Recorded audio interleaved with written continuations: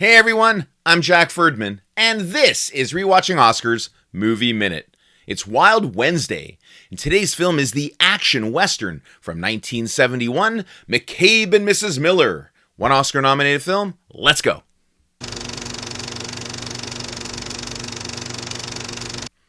Now, McCabe and Mrs. Miller was directed by Robert Altman and stars Warren Beatty, Julie Christie, and Renee Auberjonois.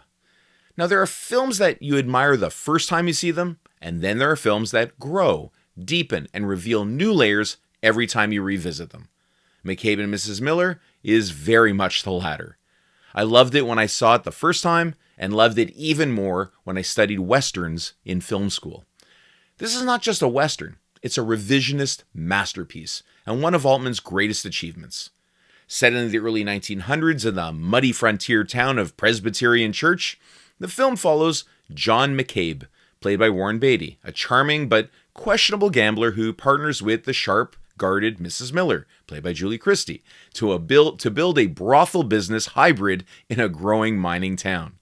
As the town prospers, so does outside interest, specifically powerful corporate forces who want to buy McCabe out. What begins as a scrappy entrepreneurial venture slowly becomes a confrontation between the individual and big business, myth and reality, and romance and inevitability. Now, Altman's filmmaking style is on full display here. Overlapping dialogue, loose structure, naturalistic performances, and a constant sense that life is happening just outside the frame. This is a western stripped of heroics. There are no grand speeches, no clean moral victories. Instead, Altman gives us a world that feels lived in, uncertain, and quietly brutal. The themes run deep. Capitalism creeping into every corner of life. The illusion of masculinity, ill-fated love, sexuality as commerce, and the myth of the American frontier colliding with harsh reality. And yet, for all its weight, the film is often funny. Mostly thanks to Warren Beatty's performance. His McCabe is all bluff and boyish confidence, a man playing at being important.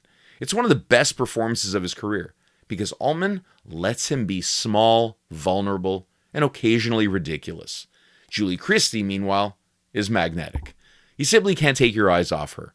Here or in films like Darling or Dr. Zhivago, or even the two films that she co-starred with Beatty in the future, Shampoo and Heaven Can Wait. As Mrs. Miller, she's guarded, practical, and emotionally distant, yet deeply human. And the love story at the film's center is quiet, awkward, and devastatingly precise because it never becomes the romance that we expect.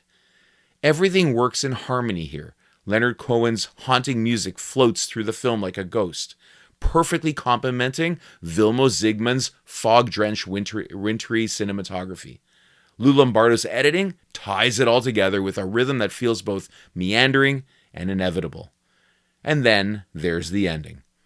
It goes somewhere you don't expect, and it hits you right in the chest. It's one of the most unforgettable conclusions of the 70s. Quiet, tragic, and brutally honest.